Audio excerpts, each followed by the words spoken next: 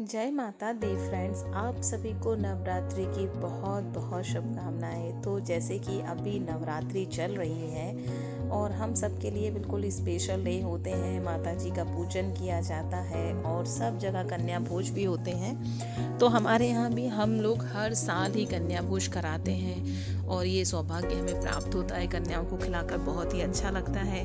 और आज जिस दिन भी मैंने ये कन्या भोजन कराए थे तो मेरा तो साथ बहुत ही दिन बन गया था, क्योंकि कन्या भोजन के साथ साथ गणगौर पूजन भी था। तो हमने गणगौर पूजन भी किया और उसके बाद हम रानगिर माता के दर्शन भी किए। तो फ्रेंड, सुबह 5 बजे हम उठ गए थे। सुबह नहा धो के जल्दी से किचन में लग गए थे तैयारी में, आलू वगैरह उबाल लिए थे। तो हमारे यहाँ तो फ्रेंड्स जब कन्या भोजन होता है तो आलू और छोले की सब्जी बनती है और खीर बनती है और बनती है पूड़ी। आप सबके यहाँ कन्या भोजन में क्या खिलाते हैं कमेंट करके ज़रूर बताइएगा। तो जैसे कि मैंने ये कढ़ाई रखी है, चावल मैंने अच्छे से धो के अच्छे से भिगो के सुखा लिए हैं, मीन्स उसका सारा पानी निकाल दिया था, फिर अच्छे से घी में फ्राई कर लिए थे। तो इस तरीके से मैं खीर बनाती हूँ। और जैसा कि कन्या भोजन में जो खाना बनता है तो बिना लहसुन प्याज का हम खाना बनाते हैं और मोस्टली सभी जगह ही बिना लहसुन प्याज का खाना बनता है। तो इस तरीके से मैंने यहाँ सब्जी रेडी कर रही हूँ और जल्दी जल्दी लगे थे हम तैयारी में, क्योंकि कन्या भी आने वाली थी। छुट्टी का दिन था तो इसीलिए हमने सोचा कि चलिए आज के दिन ही कन्या भोजन करा लेते हैं। मेरे यहाँ तो 9 दिन के बीच में मैं किसी भी दिन कन्या भोजन कराने लगती हूँ। और देखिए, तो जैसे कि अब थोड़ी थोड़ी कन्याएं आने लगी हैं तो बस अब बैठ गई थी आकर, और मैं तो जल्दी से लगी थी पूरी बनाने में। तो फिर मेरे हस्बैंड ने कन्याओं के पैर धुलाकर इनको महावर भी लगाया। वैसे तो आता नहीं है उनको, पर हाँ उनने लगा दिया बच्चों को, क्योंकि उन्होंने भी मेरी बहुत हेल्प की थी, बेटे ने भी हेल्प की थी, बेटी ने भी की थी। हम सभी मिलके जब करते हैं काम तभी जाकर जल्दी से हो पाता है, क्योंकि 11 बजे ही मैंने सब कन्याओं को खाना खिला दिया था, क्योंकि बच्चियों को भी सुबह से सभी को भूख लगती है। तो इसलिए सोचते हैं कि बच्चे कहीं और ना खा पाए, अच्छे से पेट भर के कन्याएं भोजन करें तो बहुत ही अच्छा लगता है। और जैसे कि अभी कोरोना टाइम में तो इतने टाइम में कन्याएं नहीं जिबा पाए थे, तब हो नहीं पाया था भोजन। बट अब तो कम से कम हर साल ही, जैसे साल के 2 समय जो नवरात्रि होती हैं, साल में 2 बार होती हैं, तो हम दोनों टाइम ही कन्या भोजन कराती हूँ मैं। तो बढ़िया से आराम से मैंने कन्या भोजन करा लिया और बहुत ही अच्छा लगा। और फिर सोचा कि चलिए, पूड़ी बना रही थी तो जल्दी से आके कि एक बार मैं भी सबको दे देती हूँ, क्योंकि मैं तो बनाने में लगी थी। ये सब लोगों ने ही सबको खाना खिलाया, सब कुछ किया और बच्चों ने खूब एंजॉय करके खाना किया। और बस थोड़ा सा तिलक लगाया मैंने, सबको छोटे छोटे से गिफ्ट दिए। बस बच्चे सब खुश हो गए थे, मस्त थे, एंजॉय कर रहे थे और सबके बढ़िया पैर पड़े, आशीर्वाद लिए। और जो छोटी छोटी कन्याएं थी वो बढ़िया आराम से आशीर्वाद भी दे रही थी। तो बहुत ही अच्छा लगा हमें कन्या भोजन करके। और आप सब भी बताइएगा कि आपके यहाँ कन्या भोजन में क्या होता है। तो देखिए, ये बहुत ही प्यारी छोटी सी कन्या है और फिर बढ़िया टीके वीके लगा के और आराम से बैठी हुई है अच्छे से, और पैर पड़े तो आशीर्वाद दे रही है। तो फ्रेंड्स, इस तरीके से हमने कन्या भोजन कंप्लीट कर लिया। और फिर थी घनघोर की पूजा, तो हम अपनी फ्रेंड के यहाँ गए पूजन में।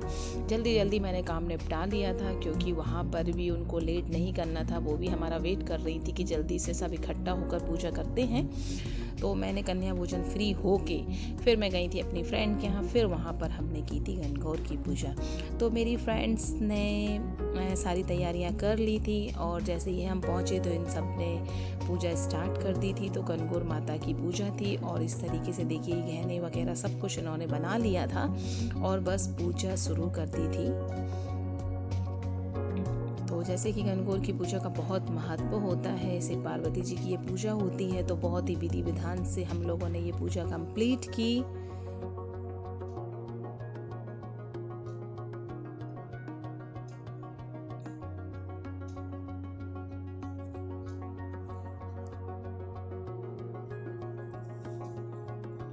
और माता जी का ये जो पूजन होता है इसमें सब चीज़ों का बहुत महत्व होता है। इस तरीके की ये गहने इनके लिए बनाए जाते हैं और हर चीज़ को 16-16 बार करने का नियम होता है, यानी सभी चीज़ों को 16 को करके चढ़ाते हैं। तिलक वगैरह भी पूजा पाठ जो करते हैं हम सब 16-16 करते हैं। आपके यहाँ कैसा होता है आप भी ज़रूर बताइएगा, शेयर करिएगा। और माता रानी से बस यही विनती रहती है कि सब पर अपनी कृपा बनाए रखें, सबके सुहाग को अमर रखें, सब पर अपनी कृपा दृष्टि बनाए रखें। तो इसी तरीके से बढ़िया से हमने घनघोर की पूजा करी, आराम से अच्छे से उनका पूजन किया। और फिर हमारी जो एक फ्रेंड है उनने बढ़िया भजन भी गाए। तो बहुत ही आराम से हमने पूजन को संपन्न किया। और जब भी कोई पूजा पाठ करते हैं अच्छे से हो जाता है तो मन को बहुत शांति मिलती है और बहुत ही अच्छा लगता है माता का पूजन करने में। तो इस तरीके से हमने अपनी घनघोर की पूजा को भी कंप्लीट किया। तो देखिए फ्रेंड्स, इस तरीके से हम अपनी पूजा कर रहे हैं। आपके यहाँ कैसे पूजन होता है वो भी ज़रूर बताइएगा।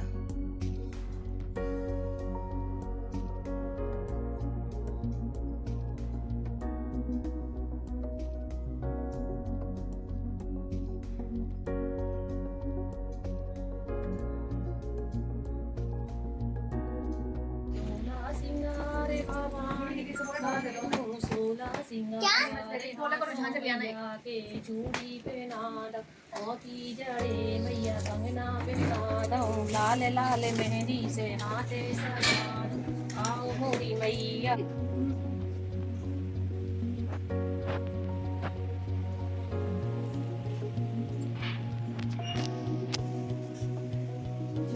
इस तरीके से हमने अपना पूजन कंप्लीट किया, बढ़िया कर तक पूजन पाठ किया और कंप्लीट करके फिर हम निकले थे रानगिर माता के दर्शन के लिए। तो कभी कभी ऐसा सौभाग्य बनता है ना कि सब कुछ काम बस होते जाते हैं बिना सोचे समझे, बस एकदम से प्लान कर लिया कि चलिए रानगिर माता के दर्शन कर लेते हैं। तो कहते हैं ना जब माँ का बुलावा आता है तभी जाना होता है। तो हो सकता था कि माँ ने भी उस दिन बुला लिया कि चलिए आइए दर्शन कर लीजिए। हमारे बड़े ही सौभाग्य से रानगिर माता के दर्शन हुए। और वहाँ जाते से ही मौसम इतना खराब चल रहा था, इतना बादल वगैरह लाइट बंद हो गई। बस थोड़ी ये लाइट वगैरह लगी थी, बाहर तो बहुत अंधेरा था और बहुत ही तूफान वगैरह चल रहा था। तो जैसे तैसे करके माता जी के दर्शन हुए और बस थोड़ा बहुत यही सोचा कि जैसा भी हो सके तो थोड़ा बहुत आप लोगों को भी माँ के दर्शन करा दें। माता रानी आप सब पर भी इसी तरीके से कृपा बनाए रखें, हम सब पर अपनी कृपा बनाकर रखें। जय हो माता रानी, जय हो रानगिर वाली मैया। ये हमारी रानगिर वाली माता है, इनकी कृपा दृष्टि सब पर बनी रहे। पसंद आई हो तो प्लीज़ लाइक जरूर करिएगा और कमेंट करके बताइएगा कि कैसा लगा हमारा ब्लॉग। और जितना भी हम कर सकते हैं दर्शन